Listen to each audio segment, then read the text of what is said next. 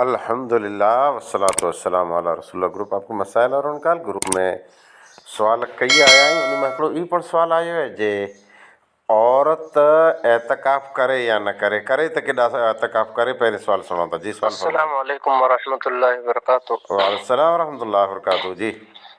उम्मीद है तो शेख खैर वाफिस हूंदा। अल्हम्दुलिल्लाह।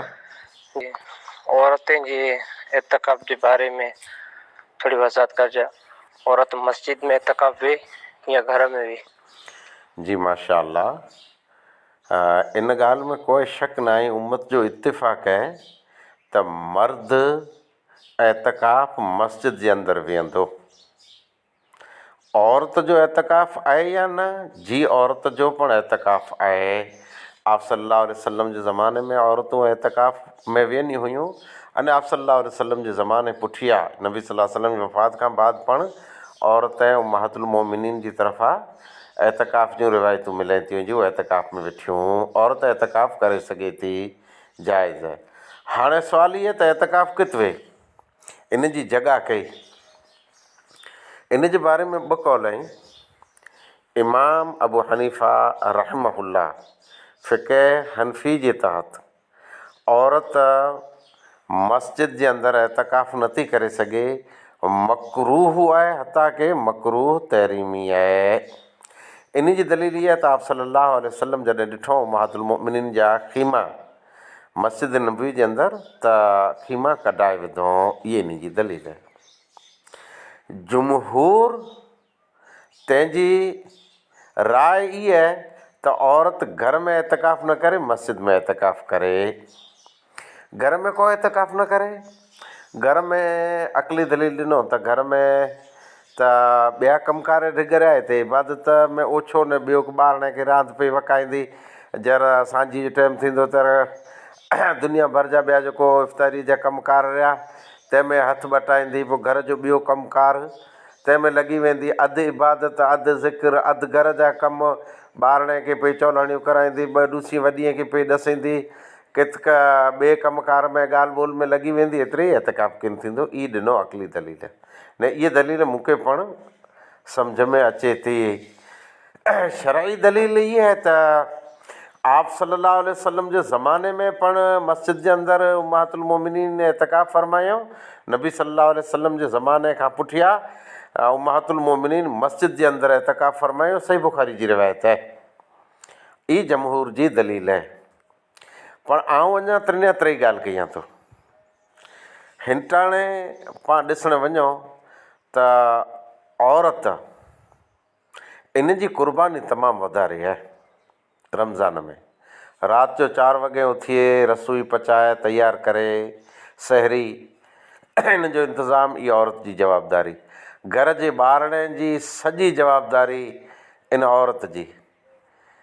अने पोइ जॾहिं सांझी इफ़्तारी जो टाइम थिए रोज़े जी हालति में तकलीफ़ हुअण जे बावजूदु रोज़ा ते लाइ रसोई इफ़्तारी तंहिंजो इंतज़ाम पण इन औरत जो। घर जा ॿिया कमकाज, साफ़ सफ़ाई, लियो लटो साफ़ करणो, ठाण ठिकर धूणो, ई मड़े इन जी जवाबदारी आहे। त इहा कुर्बानी वॾी थिए। हालांकि उहो हिकिड़ो इंसानु आहे, इन जे बावजूदु कुर्बानी वधी वई। हाणे मुंहिंजो ई चवणु आहे त औरत एतकाफ़ करे या न करे। हिकिड़ा चवंदा मस्जिद में एतकाफ़ मनाई आहे, ॿिया चवंदा मस्जिद सवा थिए न। जे इख़्तिलाफ़ में ई मुंदो अची वियो आहे त ऐं औरत तोखे जन्नत जी बशारत आहे। माउ जी शिकिल में तुंहिंजे पॻे हेठां जन्नत आहे। तूं नंढड़ी बचली आई आहीं, तुंहिंजी तरबियत थई, जंहिं तरबियत कई तुंहिंजे माइत्र उनखे जन्नत जी बशारत आहे। अने नंढड़ी हालत में वफ़ात करे वई, माइत्र सब्र कयो, जन्नत जी बशारत आहे। अल्लाह ताला क़ुरान में तोखे पूरो पूरो हक़ विरासत ॾिने। हक़ इहे त इन खे हक़ विरासत था ॾियूं। हाणे मस्जिद में वेह त पाण मना पिया कयूं, घर में वेह त एतकाफ़ में मना पिया कयूं। हा ई वञे केॾा ॿियण केॾा, न त कम से कम विरासत जो जेको अलाह हुकुम ॾिने, जित पुत्र खे पीउ जी मिल्कत मां 100 रुपया ॾिने त धीअ खे 50 रुपया ॾिने। कीअं त पाणखे ॾिनो खपे।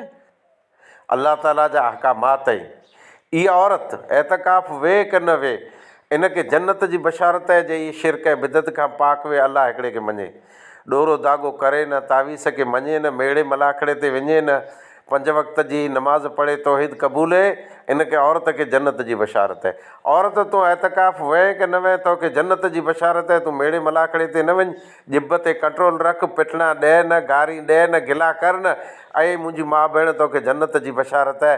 ख़ाली तूं 5 वक़्त जी नमाज़ पढ़, अलाह हिकिड़े खे मञ, रोज़ा रख, एतकाफ़ तोटा वियाजे कि न वियाजे, तोखे जन्नत जी बशारत आहे। अलाह तोखे दोज़ख खां बचाईंदो।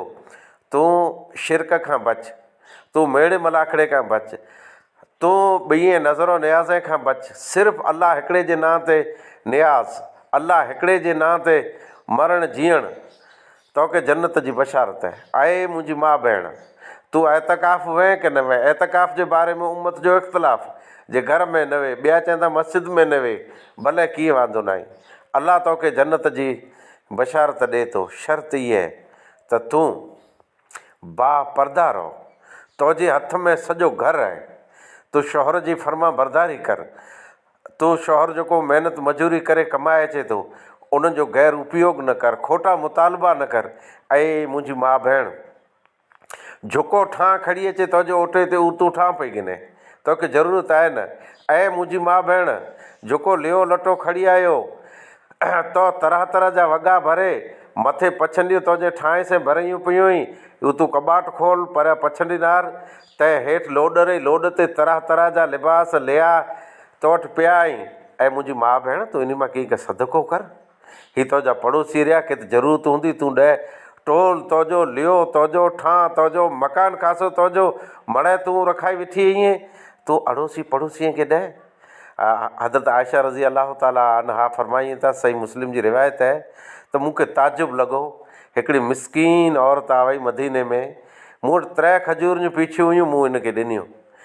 इन बीरियूं 2 नियाणियूं हुयूं, हिकिड़ी खजूर हिकिड़ी खे ॾिने, ॿी ॿिए खे ॾिने, हिकिड़ी पिंड जे मुंहं में विधे त ॿिन्ही हुनजी धीअ झटि लाथो, तैर पिंड जे मुंहं मां कढी चीरे 2 भाग करे पण पिंड जी धीअ खे ॾिने। ऐं मुंहिंजी माउ भेण, तूं जे बेवा थी वई आहीं त तो ते वॾो भार अची वियो, तोखे तुंहिंजा बचला संभालणा, इन जी देखभाल करणी, तोखे जन्नत जी बशारत आहे। तूं सिर्फ़ न सिर्फ़ अल्लाह जी तौहीद क़बूले, शिरक खां, बिदअत खां बची, फिस्को फुजूर खां बची, तुंहिंजी ज़बान ते कंट्रोल, पर्दे जी हालत में रही, न तुंहिंजा बचला रहिया, इन खे तूं मदरसे हलाए, इन बचले जी तूं सही तरबियत कर, इस्लामी माहौल पैदा कर, तोखे जन्नत जी बशारत आहे। वाखिर दवाना अल्हम्दुलिल्लाहि रब्बिल आलमीन।